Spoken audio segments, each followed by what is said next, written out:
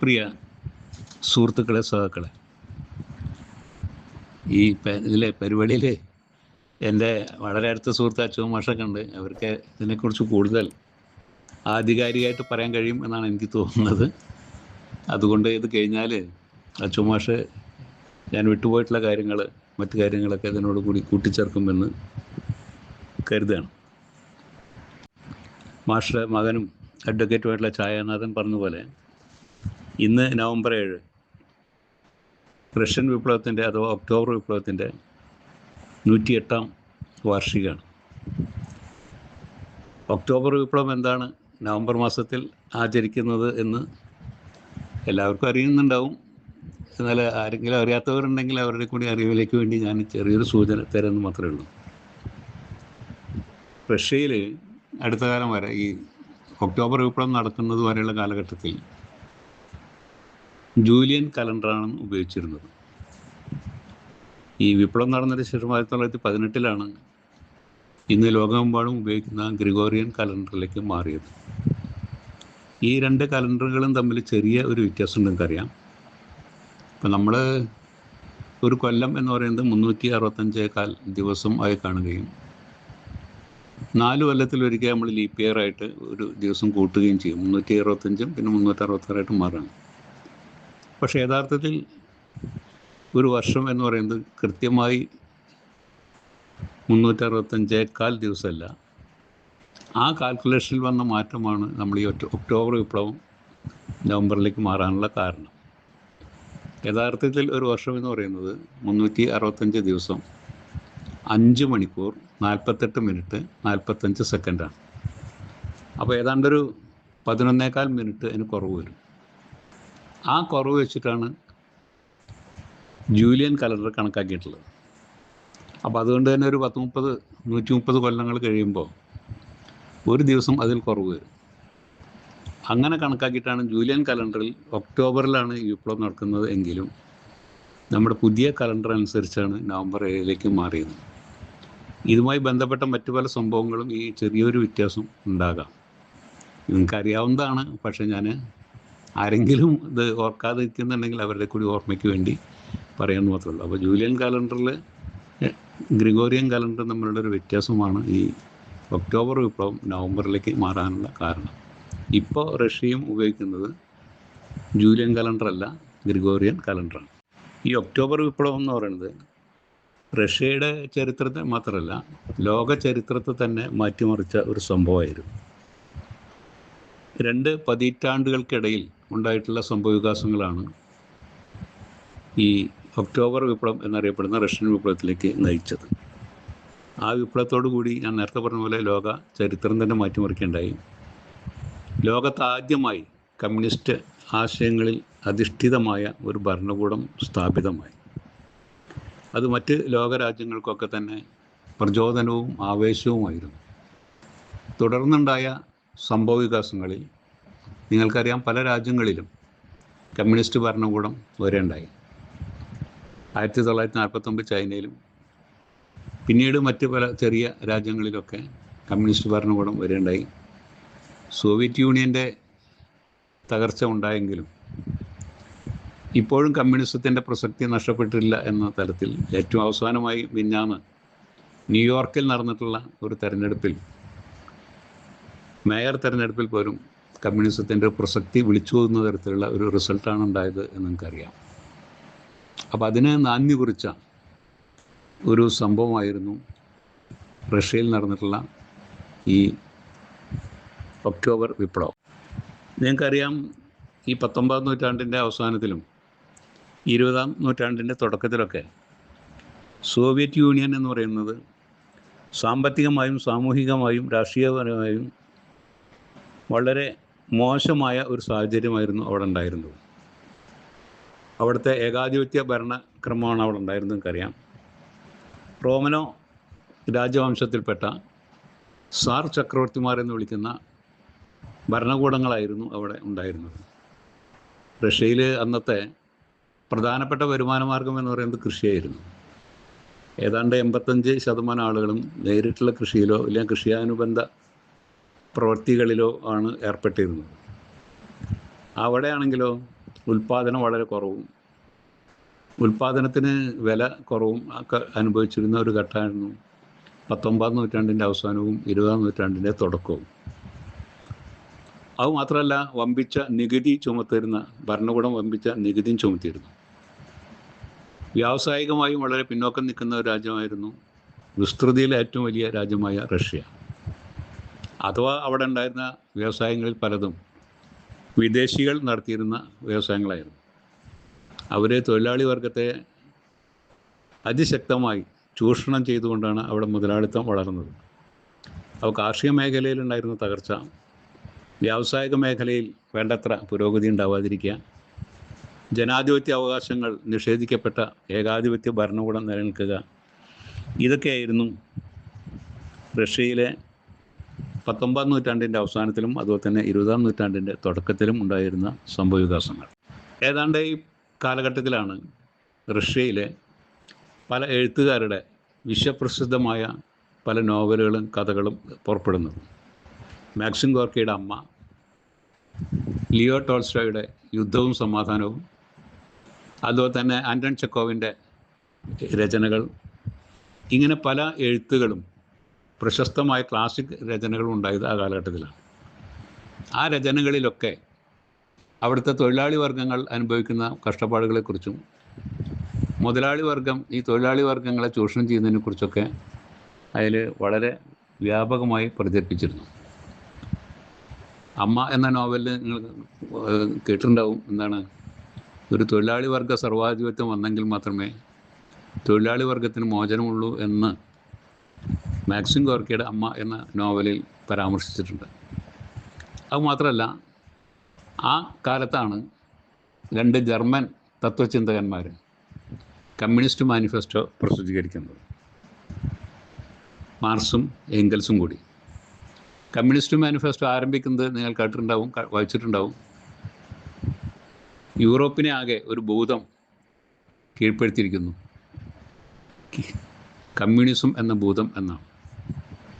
അപ്പോൾ ഈ സാഹിത്യ രചനകളിലും ഈ തത്വചിന്താധിഷ്ഠിതമായ കമ്മ്യൂണിസ്റ്റ് മാനിഫെസ്റ്റോ, മൂലധനം എന്നുള്ള പുസ്തകങ്ങളൊക്കെ പ്രസിദ്ധീകരിച്ചതിൻ്റെ അടിസ്ഥാനത്തിൽ ലോകമെമ്പാടുമുള്ള തൊഴിലാളി വർഗ്ഗങ്ങൾ കുറേശ്ശെ സംഘടിക്കാൻ തുടങ്ങി. അങ്ങനെ സംഘടിക്കുകയും അവരുടെ തൊഴിൽ മേഖല മെച്ചപ്പെടുത്തുന്നതിന് വേണ്ടി, അവരുടെ ചൂഷണം കുറയ്ക്കുന്നതിന് വേണ്ടി, കുറച്ചുകൂടി ജീവിതഭാരം ലഘൂകരിക്കുന്നതിന് വേണ്ടി ഒരുപാട് പ്രക്ഷോഭങ്ങളും സമരങ്ങളും ലോകത്തിൻ്റെ വിവിധ ഭാഗങ്ങളിൽ പൊട്ടിപ്പുറപ്പെടേണ്ടായി. മാർക്സിസ്റ്റ് ഐഡിയോളജിയിൽ അടിസ്ഥാനമാക്കി ഇതിൻ്റെ ഒരു പ്രതികരണം റഷ്യയിലും ഉണ്ടായി. 1898 സോഷ്യൽ ഡെമോക്രാറ്റിക് വർക്കേഴ്സ് പാർട്ടി എന്ന് പറയുന്ന ഒരു പാർട്ടി അന്നത്തെ റഷ്യയിൽ രൂപീകരിക്കേണ്ടായി. അത്തരം സംഘടനകൾക്കൊന്നും അവിടെ അംഗീകാരമൊന്നും കിട്ടിയിരുന്നില്ല, എങ്കിലും ജനങ്ങളുടെ പിന്തുണ അത്തരത്തിലുള്ള പ്രസ്ഥാനങ്ങൾക്ക് കിട്ടിയിരുന്നു. അത്ര രൂക്ഷമായിരുന്നു അവിടുത്തെ ജനങ്ങൾ അന്ന് അനുഭവിച്ചിരുന്ന കഷ്ടപ്പാടുകളും യാതനകളും. അതുകൊണ്ട് തന്നെ ഈ ആശയങ്ങളിലും ആ ആശയങ്ങളിൽ അടിസ്ഥാനമായിട്ടുള്ള രാഷ്ട്രീയ പാർട്ടികളിലും ആൾക്കാർ ആശ്വാസം കണ്ടെത്തുകയും അതിൻ്റെ പ്രചാരകരായും പ്രവർത്തകരായും മാറുകയും ചെയ്തു.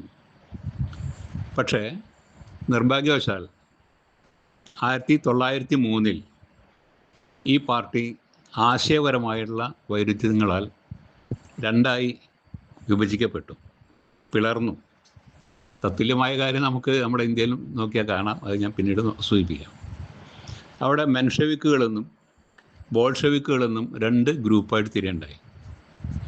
അംഗത്വം കൊടുക്കുന്നതിനുള്ള ഒരു ആശയ വ്യത്യാസമായിരുന്നു കാര്യമായിട്ട് അതിലുണ്ടായിരുന്നത്. ലെനിൻ നേതൃത്വം കൊടുക്കുന്ന ഒരു ഗ്രൂപ്പ് നമുക്ക് ചെറുതാണെങ്കിലും വിപ്ലവം നടത്താൻ ശേഷിയുള്ള, സംഘടനാപരമായ ആശയദൃഢതയുള്ള ആളുകളാണ് ഈ പാർട്ടിയിലേക്ക് വരേണ്ടത്. അങ്ങനെ സംഘടിച്ച് വിപ്ലവത്തിലൂടെ, സായുധ വിപ്ലവത്തിലൂടെ തൊഴിലാളി വർഗം അധികാരം പിടിച്ചെടുക്കണം ആണ് വേണ്ടത് എന്ന് വാദിച്ചതായിരുന്നു ലെനിൻ്റെ നേതൃത്വത്തിലുള്ള ബോൾഷെവിക് എന്ന് പറയുന്ന പാർട്ടി. ബോൾഷെവിക് എന്ന് പറയാൻ ന്യൂനപക്ഷം എന്നാണ് അത്ര അർത്ഥം. അപ്പോൾ അവരുടെ ഗ്രൂപ്പ് അങ്ങനെ തിരിഞ്ഞു. പക്ഷെ മെൻഷെവിക്കുകൾ അങ്ങനെയല്ല. അവർ ജനാധിപത്യമായ രീതിയിലൂടെ ക്രമേണ തൊഴിലാളി വർഗ ഗവൺമെൻറ് ഭരണകൂടം സ്ഥാപിക്കാൻ പറ്റും. അതുകൊണ്ട് മെമ്പർഷിപ്പിൻ്റെ കാര്യത്തിൽ അത്ര കർശനം നിലനിർത്തേണ്ടതില്ല എന്നുള്ള കാഴ്ചപ്പാടായിരുന്നു അവർക്കുണ്ടായിരുന്നത്. അതിനെ നയിച്ചിരുന്നത് കെറൻസ്കിയും അലക്സാണ്ടർ കെറൻസ്കിയും, ബോൾഷെവിക്കുകളെ നയിച്ചിരുന്നത് ലെനിനും ട്രോട്സ്കിയുമാണ്. അങ്ങനെ ആ പാർട്ടി രണ്ടായിട്ട് തരംതിരിഞ്ഞു. നമുക്ക് 1964 ഇന്ത്യയിലുണ്ടായ സംഭവം നമുക്കറിയാലോ. നെഹ്റു സോഷ്യലിസം പ്രഖ്യാപിച്ചപ്പോൾ നെഹ്റുവിൻ്റെ കൂടെ നിൽക്കുന്നതാണ് നല്ലത്. നെഹ്റു ജനാധിപത്യ രീതിയിലൂടെ ഇന്ത്യയിൽ സോഷ്യലിസം നടപ്പാക്കും, അതുകൊണ്ട് നെഹ്റുവിനെ സപ്പോർട്ട് ചെയ്യുന്നതാണ് ശരി എന്നും അതല്ല ജനകീയ ജനാധിപത്യ വിപ്ലവത്തിലൂടെ തൊഴിലാളി വർഗ ഭരണകൂടം സ്ഥാപിക്കലാണ് വേണ്ടത് എന്നും അങ്ങനെ രണ്ട് അഭിപ്രായം ഉണ്ടായതുകൊണ്ടാണല്ലോ 1964 ഇന്ത്യൻ കമ്മ്യൂണിസ്റ്റ് പാർട്ടി രണ്ടായി വിഭജിക്കപ്പെട്ടത്. അത് പിന്നീടാണ് ഉണ്ടായത്, 1903 ഉണ്ടായതാണ്. അപ്പം അങ്ങനെ ഞാൻ അതിൻ്റെ സംഭവത്തൊരു കമ്പാരിസൺ നടത്തിയെന്ന് മാത്രമേ ഉള്ളൂ. അപ്പോൾ അവിടെ അങ്ങനെയാണ് ഉണ്ടായത്. മെൻഷെവിക്കുകളെന്നും അതുപോലെ തന്നെ ബോൾഷെവിക്കുകളെന്നും രണ്ട് ഗ്രൂപ്പായിട്ട് തിരിഞ്ഞു. ഇതിനിടെ റഷ്യയിൽ ഒരു വലിയ യുദ്ധമുണ്ടായി. വലിയ യുദ്ധം എന്ന് പറഞ്ഞാൽ അത്ര വലിയ യുദ്ധമല്ലെങ്കിലും ഒരു ചെറിയ രാജ്യമായ ജപ്പാനുമായി റഷ്യ യുദ്ധത്തിലേർപ്പെട്ടു. റഷ്യയിൽ അല്ലെങ്കിൽ തന്നെ പട്ടിണിയും ദാരിദ്ര്യമൊക്കെ കൊടികുത്തി വാഴുന്നിരുന്ന കാലത്താണ് ഒരു യുദ്ധത്തിലേക്ക് പോയത്. യുദ്ധത്തിലേക്ക് പോയതെന്ന് മാത്രമല്ല, ഏറ്റവും വലിയ രാജ്യമായ റഷ്യ ഒരു ചെറിയ ദ്വീപായിട്ടുള്ള ജപ്പാനോട് പരാജയപ്പെട്ടു. അത് ജനങ്ങളിലാകെ വളരെയധികം അതൃപ്തി ഉണ്ടാക്കി. ചെറിയ ഒരു രാജ്യത്തോട് ഇത്ര വലിയൊരു രാജ്യം തോറ്റു എന്നുള്ള കണി പറയുന്നുണ്ടായി. ഒരു യുദ്ധം ഉണ്ടായി നമുക്കറിയാലോ എന്തൊക്കെ സംഭവിക്കുക എന്നുള്ളത്. അവിടെ ഭക്ഷ്യക്ഷാമം ഉണ്ടാവും, അതിനനുസരിച്ച് വിലക്കയറ്റുണ്ടാവും, കൂലി കുറയും, അല്ലേ? ഇങ്ങനെ പല പ്രശ്നങ്ങൾ അവിടെ നിൽക്കുന്ന ഇടയിലാണ് ഈ യുദ്ധത്തിൽ തോറ്റു അതിൻ്റെ ഫലമായിട്ട് ഇങ്ങനെ സംഭവങ്ങളുണ്ടായി. അപ്പോൾ സ്വാഭാവികമായും അതിനെതിരെ അവിടുത്തെ തൊഴിലാളി വർഗങ്ങളും ജനങ്ങളും വലിയ ഒരു സമരം നടത്തേണ്ടായി. ആ സമരം ഇന്നറിയപ്പെടുന്നത് ബ്ലഡി സൺഡേ എന്നുള്ള പേരിലാണ്. 1905 രക്തരൂക്ഷിത ഞായറാഴ്ച ഇന്ന് വിളിക്കപ്പെടുന്ന ബ്ലഡി സൺഡേ എന്ന് പറയുന്ന ആ പ്രക്ഷോഭം ഉണ്ടായത്. ഏതാണ്ട് 1,00,000-ലധികം ആളുകൾ പങ്കെടുക്കുന്ന വലിയ ഒരു റാലി സെൻറ്റ് പീറ്റേഴ്സ്ബർഗിലേക്ക് പ്രകടനമായിട്ട് പോയി. അവർക്ക് ആഹാരം വേണം, കൂലി കൂട്ടണം, തൊഴിൽ സമയം 8 മണിക്കൂറാക്കണം, തൊഴിൽ സാഹചര്യങ്ങൾ മെച്ചപ്പെടുത്തണം. ഇതൊക്കെയായിരുന്നു അവരുടെ പ്രധാനപ്പെട്ട മുദ്രാവാക്യങ്ങൾ. 8 മണിക്കൂർ ജോലി, ആ ജോലി ചെയ്യുമ്പോൾ തന്നെ അതിനെ പറ്റുന്ന അനുകൂലമായ സാഹചര്യങ്ങൾ തൊഴിലിടങ്ങളിൽ ഉണ്ടാക്കണം. അതുപോലെ തന്നെ കൂലി കൂട്ടും വേണം. കാരണം ഭക്ഷ്യക്ഷാമം എത്ര കൊടുത്താലും കിട്ടാതെയായി. അപ്പോൾ കൂടുതൽ കൂലി കിട്ടിയെങ്കിൽ മാത്രമേ അതിന് മുമ്പത്തെ പോലെ ജീവിക്കാൻ പറ്റുള്ളൂ എന്നുള്ളതിലേക്ക് കൂലി വർധനവൊക്കെ ആവശ്യപ്പെട്ടിട്ടാണ് ഏതാണ്ട് 1,10,10,000 ആളുകൾ പെട്രോഗ്രേഡ് അല്ലെങ്കിൽ സെൻറ്റ് പീറ്റേഴ്സ്ബർഗിലേക്ക് യാത്ര തിരിച്ചു. ഈ പ്രക്ഷോഭത്തെ ഏകാധിപതിയായിട്ടുള്ള സാർ ചക്രവർത്തിമാർ, നിക്കോളാസ് രണ്ടാമനായിരുന്നു അവിടുത്തെ ഭരണാധികാരി, അദ്ദേഹം തോക്കുകൊണ്ട് നേരിടുകയുണ്ടായി. 100 കണക്കിന് അവിടുത്തെ പാർട്ടി സഹാക്കൾ, തൊഴിലാളികൾ കൊല്ലപ്പെട്ടു. 1000 പേർ ഈ പരിക്ക് പറ്റി കിടക്കേണ്ടായി. അങ്ങനെ വലിയ ഒരു പ്രക്ഷോഭം അവിടെ നടന്നു. ഇന്ത്യയിലും തത്തുല്യമായ ഒരു പ്രക്ഷോഭം ഉണ്ടായത് നമുക്ക് ഓർമ്മ ഉണ്ടാവും, അല്ലേ? നമ്മുടെ ജാലിയൻ വാല ബാഗ് സംഭവത്തെ ഇതിനു വേണ്ടി കൂട്ടിക്കൊണ്ടു. രണ്ട് ആശയങ്ങളാണെങ്കിലും ഇതേപോലെ ഒരു സംഭവമാണ് ജാലിയൻ വാല ബാഗിൽ പിന്നീട് ഉണ്ടായത്. അപ്പോൾ ആ സംഭവത്തോടു കൂടി കുറേ തൊഴിലാളികൾ കൊല്ലപ്പെടുകയും പരിക്കേൽക്കുകയും ചെയ്തെങ്കിലും പൊതുവെ ജനങ്ങളെ കണ്ണിൽ പൊടിയിടുന്നതിന് വേണ്ടി ചില നിയമനിർമ്മാണങ്ങൾ സാർ ഭരണകൂടം നടത്തേണ്ടായി. അതിലേറ്റവും പ്രധാനപ്പെട്ടതായിരുന്നു അവിടെ ഒരു ജനകീയ സഭ, ഒരു പാർലമെൻറ്റ് രൂപീകരിക്കാം എന്ന് പറയുന്ന ഒരു വാഗ്ദാനം. അങ്ങനെയാണ് ഡ്യൂമ എന്ന് പറയുന്ന റഷ്യൻ പാർലമെൻറ്റ് രൂപീകരിക്കപ്പെട്ടത്. ആ പാർലമെൻറ്റ് ആളുകളുടെ കണ്ണിൽ പൊടിയിടാൻ വേണ്ടി മാത്രമുള്ള ഒരു ഇതായിരുന്നു. അത് പലപ്പോഴും സസ്പെൻഡ് ചെയ്യപ്പെടുകയും അതിൻ്റെ നിർദ്ദേശങ്ങളും ഇതൊന്നും അംഗീകരിക്കപ്പെടാതിരിക്കുകയും ചെയ്തു. പേരിന് ആ സമരത്തിൻ്റെ ഭാഗമായി ഒരു തീർപ്പ് വ്യവസ്ഥ എന്നുള്ള നിലയ്ക്ക് അങ്ങനെ ഉണ്ടാക്കിയെന്നല്ലാതെ മറ്റ് കാര്യങ്ങളൊന്നും ഉണ്ടായില്ല. പക്ഷെ പേരിനെങ്കിലും ഒരു ജനകീയ സഭ ഉണ്ടായി. ഒരു ഭരണഘടന ചില കാര്യങ്ങൾ, ചില അവകാശങ്ങൾ ജനങ്ങൾക്ക് കൊടുത്തു. ഇങ്ങനെ ചില നേട്ടങ്ങൾ അതിൻ്റെ ഭാഗമായിട്ടുണ്ടായി.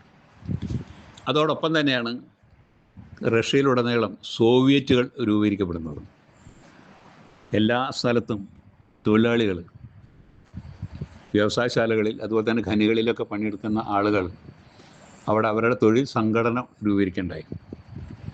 തങ്ങളുടെ ജീവിതം മെച്ചപ്പെടുത്തുന്നതിന് വേണ്ടി പ്രക്ഷോഭങ്ങൾ നടത്താനുള്ള തൊഴിലാളി വർഗത്തിൻ്റെ സംഘടനകളായിരുന്നു സോവിയറ്റുകൾ. അങ്ങനെ സോവിയറ്റുകൾ രൂപീകരിച്ച് റഷ്യയിലുടനീളം അവരുടെ അവകാശങ്ങൾ സംരക്ഷിക്കുന്നതിന് വേണ്ടി, കൂലി വർധനവിന് വേണ്ടി, തൊഴിൽ സ്ഥലങ്ങൾ, തൊഴിൽ സാഹചര്യം മെച്ചപ്പെടുത്തുന്നതിന് വേണ്ടി ഇങ്ങനെ നിരവധി ആവശ്യങ്ങൾ ഉന്നയിച്ചുകൊണ്ട് പല പ്രക്ഷോഭങ്ങളും സോവിയറ്റ് യൂണിയനിൽ ആകെ, അന്ന് സോവിയറ്റ് യൂണിയനിലില്ല, അന്നത്തെ റഷ്യയിൽ ആകെ ഇത് പ്രക്ഷോഭങ്ങൾ കൊണ്ട് നിറഞ്ഞ ഒരു കാലഘട്ടമായിരുന്നു. ഈ പ്രക്ഷോഭങ്ങൾക്ക് നേതൃത്വം കൊടുത്തിരുന്ന ലെനിനും ട്രോട്സ്കിയൊക്കെ നാട് കടത്തപ്പെട്ടു. അവർ റഷ്യയിൽ നിന്ന് പോയി സ്വിറ്റ്സർലൻഡിലും മറ്റ് യൂറോപ്യൻ രാജ്യങ്ങളിലും താമസിച്ചുകൊണ്ടാണ് ഈ സമരങ്ങൾക്ക്, ഇവരുടെ ആശയ സമരങ്ങൾക്കൊക്കെ പ്രചോദനം കൊടുത്തിരുന്നത്.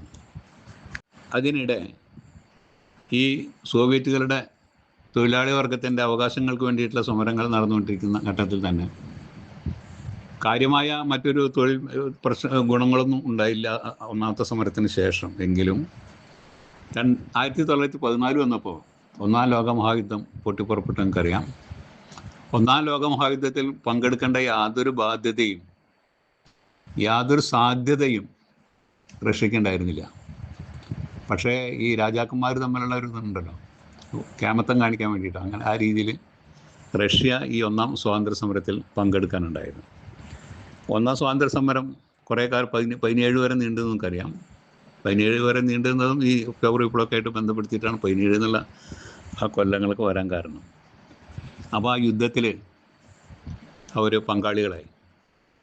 ആ യുദ്ധത്തിൽ പങ്കാളികളായി എന്ന് മാത്രമല്ല, 14 മുതൽ 16 വരെയുള്ള ഈ വർഷങ്ങളിൽ ഏതാണ്ട് 2 മില്യൺ എന്ന് പറഞ്ഞാൽ 20 ലക്ഷത്തോളം പട്ടാളക്കാർ കൊല്ലപ്പെട്ടു എന്നാണ് അനൗദ്യോഗികമായ ചരിത്ര രേഖകളിൽ സൂചിപ്പിച്ചിട്ടുള്ളത് എന്നാണ് ഞാൻ വായിച്ച ഒരു പുസ്തകത്തിന് എനിക്ക് കിട്ടിയത്. അതിൻ്റെ ഇടയിൽ ഈ അത്രയും പട്ടാളക്കാരെ നാട്ടിലുണ്ടാവില്ലല്ലോ.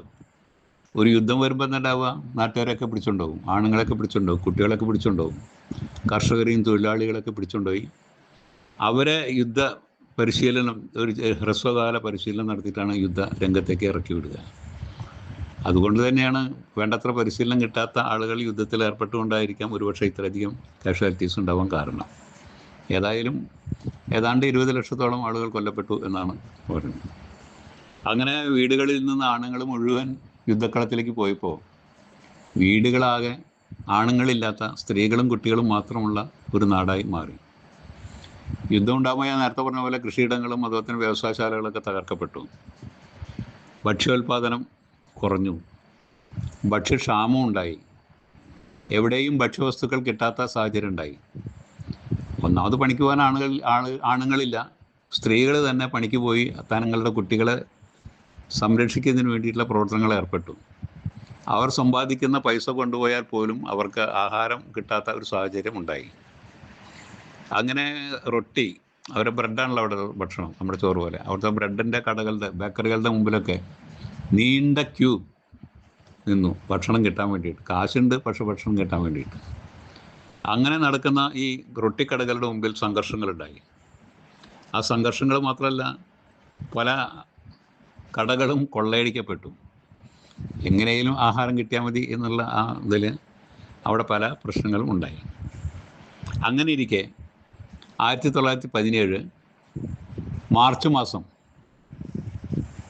9-ാം തീയതി, അവിടെ 9-ാം തീയതി അല്ല, 8-ാം തീയതി, മാർച്ച് 8-ൻ്റെ പ്രത്യേകത നമുക്കറിയാം. 8-ാം തീയതി ലോക വനിതാ ദിനമാണ്. ആ ലോക വനിതാ ദിനത്തിൻ്റെ അന്ന് പെട്രോഗ്രാഡിൽ, ആ പ്രദേശത്ത് ഭക്ഷണം കിട്ടാതെ അലയുന്ന ആ സ്ത്രീകളുടെ വമ്പിച്ച ഒരു മുന്നേറ്റമുണ്ടായി. ഞങ്ങൾക്ക് റൊട്ടി തരൂ എന്നുള്ള ഒറ്റ മുദ്രാവാക്യം വിളിച്ചുകൊണ്ടാണ് പെട്രോഗ്രാഡിൽ അഥവാ സെൻറ്റ് പീറ്റേഴ്സ്ബർഗിൽ ആ പ്രക്ഷോഭം ഉണ്ടായി. ആ പ്രക്ഷോഭം നീണ്ടു നിന്നു, 2-3 ദിവസം നീണ്ടു നിന്നു. ആ പ്രക്ഷോഭത്തിലേക്ക് അവിടുത്തെ തൊഴിലാളികളും വളരെ പ്രശ്നത്തിലായിരുന്നു. യുദ്ധം നടന്നതോടുകൂടി അസംസ്കൃത വസ്തുക്കൾ കിട്ടാതായി, അവിടെ ഉൽപ്പാദനം വേണ്ടത്ര ഇല്ലാതായി. അതുകൊണ്ട് തൊഴിലവസരങ്ങൾ നഷ്ടപ്പെട്ടു, ഉണ്ടാക്കുന്ന ഉൽപ്പന്നങ്ങൾ വിറ്റഴിക്കാൻ പറ്റാത്ത സാഹചര്യങ്ങളുണ്ടായി. അങ്ങനെ വലിയ ഒരു സാമ്പത്തിക ക്രൈസിസ് അവിടെ രൂപപ്പെട്ടു. അപ്പോൾ സ്ത്രീകളുടെ കൂടെ ബാക്കിയുണ്ടായിരുന്ന തൊഴിലാളികളും സ്ത്രീകളുടെ കൂടെ അപ്പത്തിന് വേണ്ടി, ആഹാരത്തിന് വേണ്ടിയുള്ള പ്രക്ഷോഭത്തിൽ പങ്കെടുത്തു. ആ പങ്കെടുത്ത് 2-3 ദിവസം നിലനിന്നു.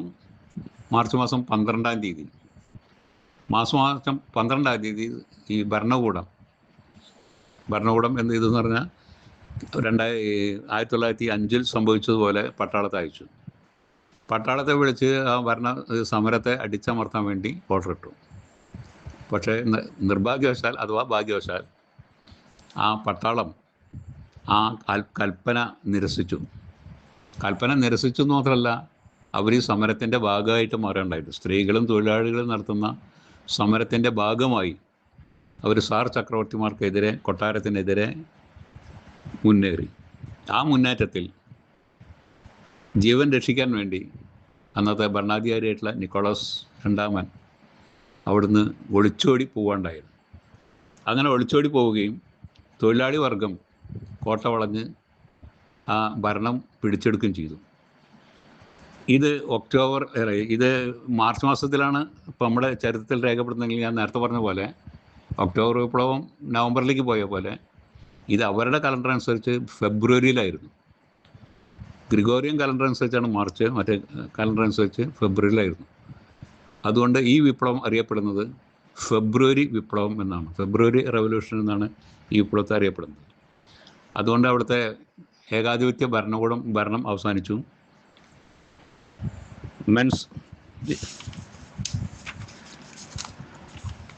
മെൻഷെവിക്കിൻ്റെ നേതാവായിട്ടുള്ള അലക്സാണ്ടർ കെറൻസ്കി ഒരു താൽക്കാലിക പ്രസിഡൻ്റായി അവിടെ താൽക്കാലിക ഗവൺമെൻറ് രൂപീകരിക്കപ്പെട്ടു. താൽക്കാലിക ഗവൺമെൻറ് രൂപീകരിക്കപ്പെട്ടെങ്കിലും അവിടുത്തെ ബോൾഷെവിക്കുകളായിട്ടുള്ള തൊഴിലാളി വർഗ്ഗങ്ങൾ ഇത് അംഗീകരിച്ചില്ല. ഞാൻ നേരത്തെ പറഞ്ഞ പോലെ രണ്ടൊരു അഭിപ്രായ വ്യത്യാസം, തത്വത്തിൽ തന്നെ അഭിപ്രായ വ്യത്യാസം ഉണ്ടായിരുന്നു അവർക്ക് നേരത്തെ പറഞ്ഞ പോലെ ക്രമേണ ജനാധിപത്യ രീതിയിലൂടെ കമ്മ്യൂണിസ്റ്റ് ഭരണകൂടം കൊണ്ടുവരാം എന്നായിരുന്നു മെൻഷെവിക്കിൻ്റെ ഉദ്ദേശം. എന്നാൽ തൊഴിലാളി വർഗം അതിന് കാത്തു നിൽക്കാൻ തയ്യാറായില്ല. അവർ ഒരു സായുധ വിപ്ലവത്തിലൂടെ ആ ഭരണം അട്ടിമറിക്കണം, പുതിയ തൊഴിലാളി വർഗ ഭരണകൂടം സ്ഥാപിക്കണം എന്നുള്ള അഭിപ്രായക്കാരായിട്ടുണ്ടായിരുന്നു. ഇതിനിടയ്ക്കിലാണ് അടുത്ത മാസം 1917 ഏപ്രിൽ മാസത്തിൽ മറ്റു രാജ്യങ്ങളിൽ ഒളിവിൽ കഴിഞ്ഞിരുന്ന അഥവാ നാടുകടത്തപ്പെട്ട ലെനിൻ തിരിച്ചു വരുന്നത്. ലെനിൻ ഈ ഭരണകൂടത്തെ ഒരിക്കലും അംഗീകരിച്ചില്ല. തൊഴിലാളി വർഗ സർവാധിപത്യം സ്ഥാപിച്ചതല്ലാതെ ജനങ്ങളുടെ കഷ്ടപ്പാടുകൾക്കും പ്രശ്നങ്ങൾക്കും പരിഹാരം ഉണ്ടാക്കാൻ കഴിയില്ല എന്ന ആശയക്കാരനായിരുന്നു ലെനിൻ. അതുകൊണ്ട് തന്നെ റഷ്യയിലുടനീളം അദ്ദേഹം നടന്ന് തങ്ങളുടെ ആശയങ്ങൾ പ്രചരിപ്പിക്കേണ്ടായി. ഇപ്പം നമ്മുടെ ഈ പോസ്റ്ററിലും അതുപോലെ തന്നെ ഇടയ്ക്കൊക്കെ കാണാറുള്ള ചിത്രം ജനങ്ങളുടെ വലിയ റാലിയെ അഭിസംബോധന ചെയ്യുന്ന ലെനിനെയാണ് നമ്മൾ കാണുന്നത്. റഷ്യയിലെ 8-10 കേന്ദ്രങ്ങളിൽ ഇതുപോലുള്ള ആവേശകരമായിട്ടുള്ള പ്രഭാഷണങ്ങൾ നടത്തി ജനങ്ങളെ വിപ്ലവ വീര്യമുള്ളവരാക്കി മാറ്റുകയും അദ്ദേഹത്തിൻ്റെ ആശയങ്ങളിലേക്ക് ആകർഷിക്കുകയും ചെയ്തു. അതിനെ തുടർന്നാണ് ഇവരോട് ഇനി ഏതും പറഞ്ഞിട്ടോ അല്ലെങ്കിൽ മറ്റു പറഞ്ഞിട്ടോ ഈ ഭരണകൂടം അവസാനിക്കില്ല എന്ന് പറഞ്ഞിട്ടാണ് 1917 ഒക്ടോബർ മാസത്തിൽ, അവരുടെ കലണ്ടർ അനുസരിച്ച് ഒക്ടോബർ മാസത്തിൽ, ഗ്രിഗോറിയൻ കലണ്ടർ അനുസരിച്ച് നവംബർ 7 ഒരു സായുധ വിപ്ലവത്തിലേക്ക് നീങ്ങുകയും ആ സായുധ വിപ്ലവത്തിൽ നിന്ന് നമ്മുടെ കെറൻസ്കി അവിടുന്ന് രക്ഷപ്പെടാണ്ടായത്. അങ്ങനെ കെറൻസ്കി രക്ഷപ്പെടുകയും തുടർന്ന് ലെനിൻ്റെ നേതൃത്വത്തിലുള്ള ഒരു ഭരണകൂടം അവിടെ സ്ഥാപിതമാവുകയും ചെയ്തു. അപ്പോൾ അവർ നേരത്തെ പറഞ്ഞതുപോലെ തൊഴിലാളി വർഗ സർവാധിപത്യം സ്ഥാപിച്ചുകൊണ്ടല്ലാതെ തൊഴിലാളികൾ നേരിടുന്ന, നൂറ്റാണ്ടുകളായി തൊഴിലാളികൾ നേരിടുന്ന ഈ പ്രശ്നങ്ങൾക്ക് പരിഹാരം കണ്ടെത്താൻ കഴിയില്ല എന്ന ആശയത്തിന് മുൻതൂക്കം കിട്ടി. അതിനുശേഷം ഉണ്ടായിട്ടുള്ള സംഭവവികാസങ്ങൾ നിങ്ങൾക്കറിയാം. അവിടെ ഉണ്ടായിട്ടുള്ള ഏറ്റവും പ്രധാനപ്പെട്ട കാര്യം എന്താ വെച്ചാൽ, ഒന്നാം ലോകമഹായുദ്ധത്തിൽ നിന്ന് റഷ്യ പിൻവാങ്ങുകയാണ് ആദ്യം ചെയ്ത നടപടി. പിന്നീട് ആ യുദ്ധം 17 തന്നെ അവസാനിക്കാണ്ടായി നിങ്ങൾക്കറിയാം. അപ്പോൾ ഈ യുദ്ധത്തിൽ നിന്ന് പിന്മാറി അവിടെ ഉണ്ടായിരുന്ന, റഷ്യയിലുണ്ടായിരുന്ന കൃഷിഭൂമി മുഴുവൻ പിടിച്ചെടുത്ത് അത് കർഷകർക്ക് വീതിച്ചു കൊടുത്തു. കർഷകർക്ക് അതിൻ്റെ ഉടമസ്ഥാവകാശം കൊടുത്തു. കൃഷി ചെയ്യാൻ വേണ്ടിയിട്ട് എല്ലാവരും കൂടി കൃഷി ചെയ്യുക എന്നുള്ള അതിൽ കർഷകർക്ക് കൊടുക്കണ്ടായി. വ്യവസായശാലകളിലൊക്കെ പബ്ലിക് സെക്ടറിലാക്കി. മറ്റ് മുതലാളികളൊക്കെ നടത്തിയിരുന്ന വ്യവസായങ്ങളൊക്കെ പിടിച്ചെടുത്ത് അത് തൊഴിലാളി വർഗങ്ങളുടെ കീഴിലാക്കി, സോവിയറ്റുകളുടെ കീഴിലാക്കി അവിടെ പബ്ലിക് ഇതായിട്ട് മാറി. കേന്ദ്രീകൃത ആസൂത്രണം തുടങ്ങിയത് അങ്ങനെയാണ്. ഇപ്പം നമ്മൾ ഇന്ത്യയിൽ വേണ്ടാച്ചാലും പഞ്ചവത്സര പദ്ധതികൾ ഉപേക്ഷിച്ചാലും ഇന്ത്യയിൽ സ്വീകരിച്ചിരുന്ന പഞ്ചവത്സര പദ്ധതി റഷ്യയിൽ നിന്ന് നെഹ്റു കടമെടുത്ത് കൊണ്ടുവന്നതെന്ന് നമുക്കറിയാം. റഷ്യയിൽ 4 വർഷത്തെ പ്ലാനായിരുന്നു ഉണ്ടായിരുന്നത്. അത് നമ്മൾ ഇവിടെ 5 കൊല്ലത്തെ പഞ്ചവത്സര പദ്ധതി ആക്കി മാത്രമേ ഉള്ളൂ. ആ കേന്ദ്രീകൃത പദ്ധതി രൂപീകരണം റഷ്യയിൽ നടപ്പാക്കി. അവിടെ സയൻസിനും ടെക്നോളജിക്കും വലിയ എക്കണോമിക്കൊക്കെ വളരെയധികം പ്രാധാന്യം കൊടുത്തു. സയൻസും ടെക്നോളജിയും അങ്ങനെയാണല്ലോ പിന്നീട് വളർന്ന്. അവിടേക്ക് നമുക്ക് പോകാൻ നേരമില്ല. ശൂന്യാകാശത്തേക്ക് ആദ്യം സ്പുട്നിക് അയച്ചതും അയച്ചതും ഒക്കെ സോവിയറ്റ് യൂണിയനായിരുന്നു. ശീത യുദ്ധത്തിൻ്റെ ഭാഗമായിട്ടാണ് സോവിയറ്റ് യൂണിയനുമായിട്ടുള്ള ഒരു മത്സരത്തിൻ്റെ ഇടയിലാണ് ആദ്യമായി റഷ്യക്ക് പകരം ആൾക്കാരെയൊക്കെ അയച്ചും മറ്റും ആദ്യം മുന്നേറിയത് റഷ്യ ആയിരുന്നെങ്കിലും ചന്ദ്രനിൽ ആളെ കൊണ്ട് ഇറക്കിയത് അമേരിക്ക ആയിരുന്നല്ലോ. അതിനൊക്കെ ആ ടെക്നോളജിയിലുള്ള മാറ്റങ്ങൾ, ടെക്നോളജിയിലടക്കം ഒരു മത്സരം നടന്നു. അവിടെ പുതിയ കോൺസ്റ്റിറ്റ്യൂഷൻ ഉണ്ടാക്കി. പിന്നീട് ക്രമേണ ഈ സോവിയറ്റുകളൊക്കെ, സ്വതന്ത്രമായി കിടന്നിരുന്ന സോവിയറ്റുകളൊക്കെ കൂട്ടിച്ചേർത്ത് USSR, union of socialist Soviet republic എന്ന് പറയുന്ന സംഘടന ഉണ്ടായി. അതിന് 22-ലോ 23-ലൊക്കെയാണ് ആ സംഘടന ഉണ്ടാകുന്നത്. 23-ൽ ലെനിൻ മരിക്കുകയും 24-ൽ സ്റ്റാലിൻ റഷ്യയുടെ ഭരണാധികാരിയായി അധികാരം ഏൽക്കുകയും ചെയ്തു. അപ്പോൾ ഇതാണ് ഒക്ടോബർ വിപ്ലവത്തിൻ്റെ ചുരുങ്ങിയ ഒരു ചരിത്രം. ഈ ഒക്ടോബർ വിപ്ലവം ഞാൻ ആദ്യം പറഞ്ഞ പോലെ റഷ്യയിൽ മാത്രമല്ല, ലോകത്ത് തൊഴിലാളി വർഗത്തിൻ്റെ ഒരു ഉയർത്തെഴുന്നേൽപ്പിനും ലോക രാജ്യങ്ങളിൽ തന്നെ കമ്മ്യൂണിസ്റ്റ് ഭരണകൂടം സ്ഥാപിക്കുന്നതിലേക്കൊക്കെ നയിച്ചത് റഷ്യയിലെ വിപ്ലവമാണ്. മാർക്സും എംഗൽസും അതിൻ്റെ തത്വങ്ങൾ ആചരിച്ചു എന്നല്ലാതെ പ്രായോഗിക തലത്തിൽ അങ്ങനെ ഒരു കമ്മ്യൂണിസ്റ്റ് ഭരണകൂടം സാധ്യമാണ് എന്ന് പ്രായോഗിക തലത്തിൽ കൊണ്ടുവന്നതാണ് ലെനിനിസം. അതുകൊണ്ടാണ് നമ്മൾ മാർക്സിസം ലെനിനിസം എന്ന് പറയുന്നത്. ഒന്ന് തിയറി ആണെങ്കിൽ മറ്റൊന്ന് പ്രാക്ടിക്കലാണ്. അങ്ങനെ തിയറിയും പ്രാക്ടിക്കലും ഒന്നിച്ചു ചേർന്ന് ഒരു 70 കൊല്ലക്കാലം സോവിയറ്റ് യൂണിയനിൽ ആ ഭരണവ്യവസ്ഥ നിന്നു. നമ്മൾ പണ്ട് വിലയിരുത്തിയതുപോലെ ഞാൻ അതിലേക്ക് കിടക്കുന്നില്ല.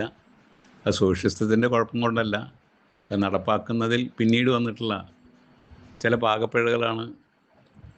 അപ്പോൾ ആ പ്രസ്ഥാനത്തിനകത്ത് തന്നെ വന്നിട്ടുള്ള ചില പ്രശ്നങ്ങളാണ് ആ സോവിയറ്റ് യൂണിയനിലെ തകർച്ചയ്ക്ക് കാരണം. നമുക്കറിയാം, 49-ൽ സ്ഥാപിതമായ ചൈനീസ് റിപ്പബ്ലിക് ഇന്നും ലോകത്തിന് തന്നെ മാതൃകയായും ലോക ശക്തികളെ വെല്ലുവിളിച്ചുകൊണ്ടും വളർന്നുകൊണ്ടിരിക്കുന്ന ഒരു സാഹചര്യം നമുക്കറിയാം.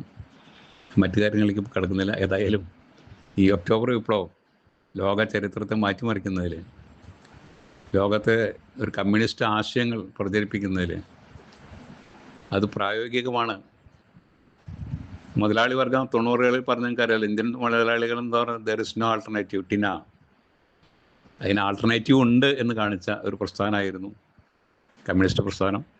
ആ കമ്മ്യൂണിസ്റ്റ് പ്രസ്ഥാനം അധികാരത്തിൽ വന്ന് തൊഴിലാളി വർഗ സർവാധിപത്യമുള്ള ഒരു സർക്കാർ രൂപീകരിച്ചാണ് ഒക്ടോബർ വിപ്ലവത്തിൻ്റെ റിസൾട്ട് എന്ന് മാത്രം പറഞ്ഞുകൊണ്ട് എന്നെ ശ്രവിച്ച എല്ലാവർക്കും ഒരിക്കൽ കൂടി നന്ദി രേഖപ്പെടുത്തിക്കൊണ്ട് നിങ്ങളുടെ വിലപ്പെട്ട അഭിപ്രായങ്ങളും ഞാൻ പറഞ്ഞതിൽ എന്തെങ്കിലും തെറ്റുകളുണ്ടെങ്കിൽ അതും ചൂണ്ടിക്കാണിക്കണം എന്നും കൂടി പറഞ്ഞുകൊണ്ട് ഞാൻ എൻ്റെ വാക്കുകൾ അവസാനിപ്പിക്കുന്നു. നിങ്ങൾക്ക് എല്ലാവർക്കും അഭിവാദ്യങ്ങൾ.